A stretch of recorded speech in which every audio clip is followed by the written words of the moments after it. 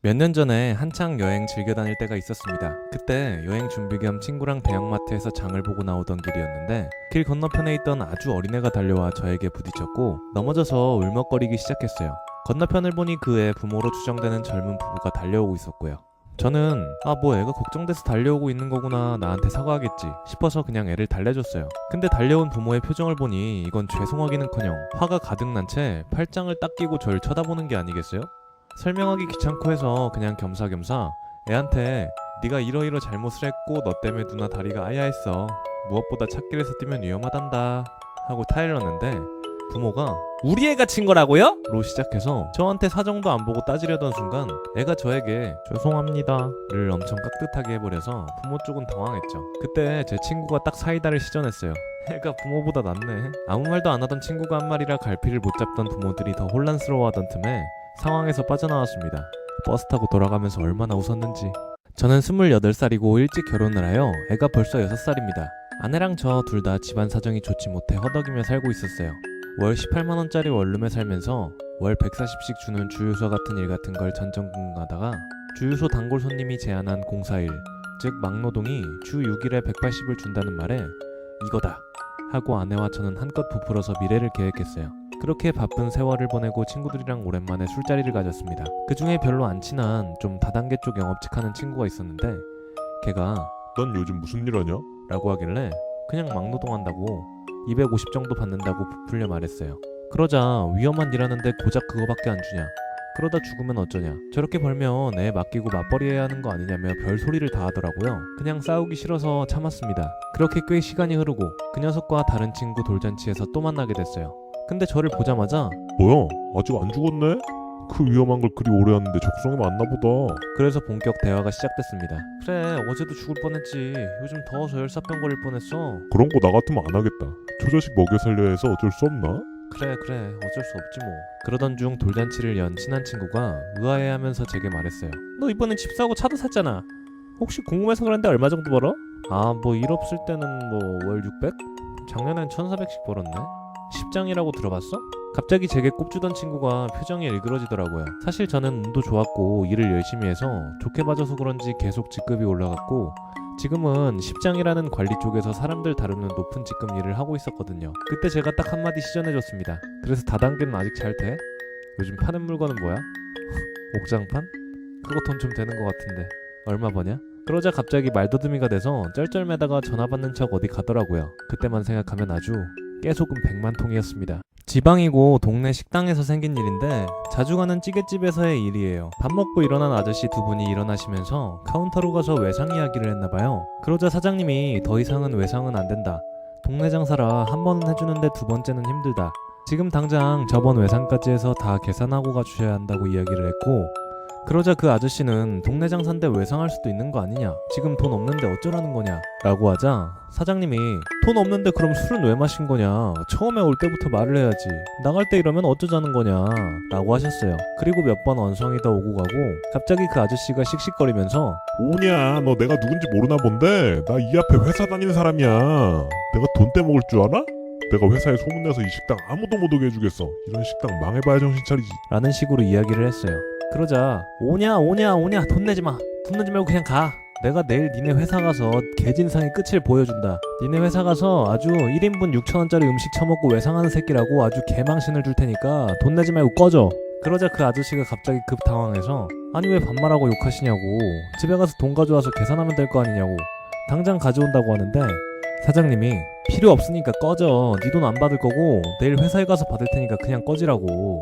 그러자 아저씨가 진심 당황해가지고 죄송하다고, 회사에 올 게 아니라 내가 계산한다고, 당장 집에 전화해서 가져오라고 할 테니까 그냥 끝내자고.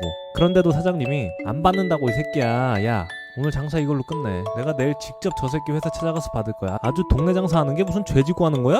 이 별의별 하다가 회사에 다니는 걸로 뭔 진상이야, 안 받아, 야 꺼져. 안 꺼져? 같이 온 일행은 진작 도망갔고 그 아저씨는 죄송합니다. 지금 당장 계산할게요. 일단 화푸시고 1시간 내로 갖다 드릴게요. 라고 하는데도 사장님은 끝까지 영업 끝났다고, 내일 내가 가서 직접 받겠다는데 뭔 말이 그렇게 많아, 가라고 확 영업방해로 신고하기 전에.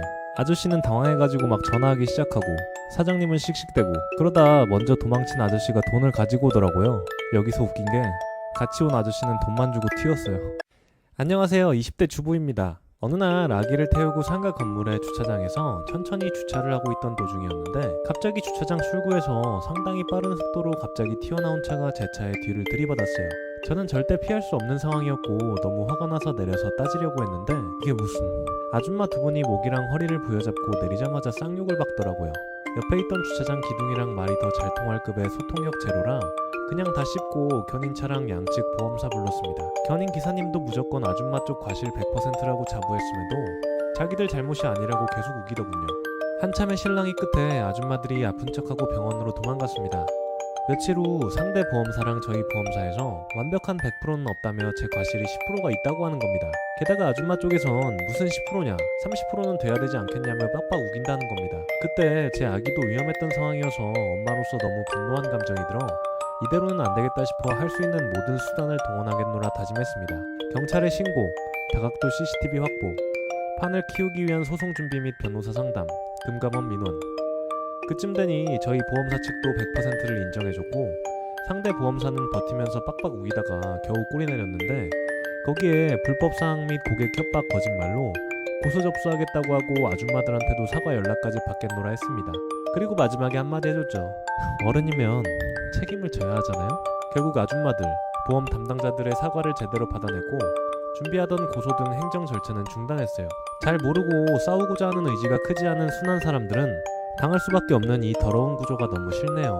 아침에 출근하려는데 내 차 앞에 이중 주차가 되어 있었어요. 아파트가 좀 노후한지라 주차 공간이 적어 일상이 되었는데 그래서 당연히 밀고 시작하려는데 안 밀리더라고요. 사이드가 당겨져 있더라고요. 1차 멘붕이 왔죠. 어쩔 수 없이 연락하려고 봤더니 연락처도 없고 2차 멘붕. 날도 춥고 출근도 급해서 경비실에 뛰어갔는데 근데 경비 아저씨가 3차 멘붕. 그래도 부재중 번호가 있어서 전화했어요. 순찰 돌고 있어서 5분 정도 걸린다고 해서 기다렸는데 경비 아저씨 오시고 차 넘버 알려주셔서 했는데 전화가 안 돼서 인터폰 연락 좀 해달라니까 이른 시간이라 인터폰 금지라고 하더라고요. 응? 시간이 7시가 넘었는데 뭔 소리야. 여튼 그렇다고 하네요.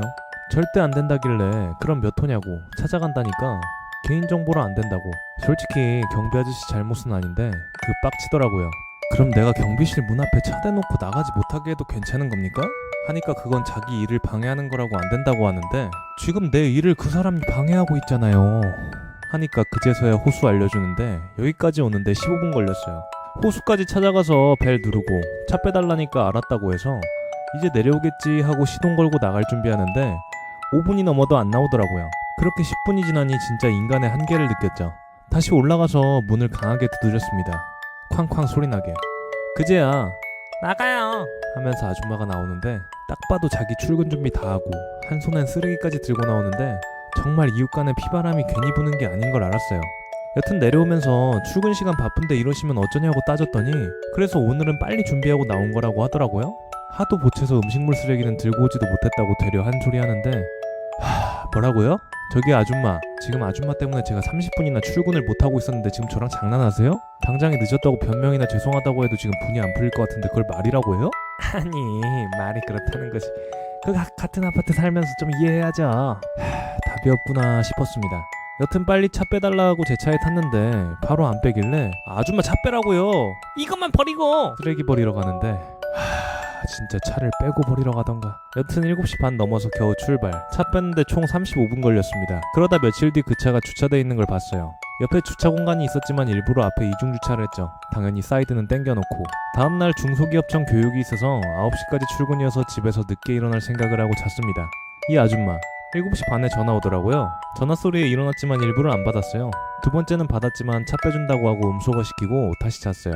좀 있으니 경비 아저씨랑 올라오는데 전화번호가 없는 것도 아닌데 왜 여기까지 찾아와요. 알았으니까 내려가 계세요. 하고서는 저도 출근 준비하려고 씻기 시작했어요. 5분도 안 돼서 연락 오더라고요. 제발 차 좀 빼달라고. 내려와서 쓰레기 분리수거 다 하고 차 빼면서 한마디 했습니다. 같은 아파트 주민끼리 이해 좀 하고 삽시다.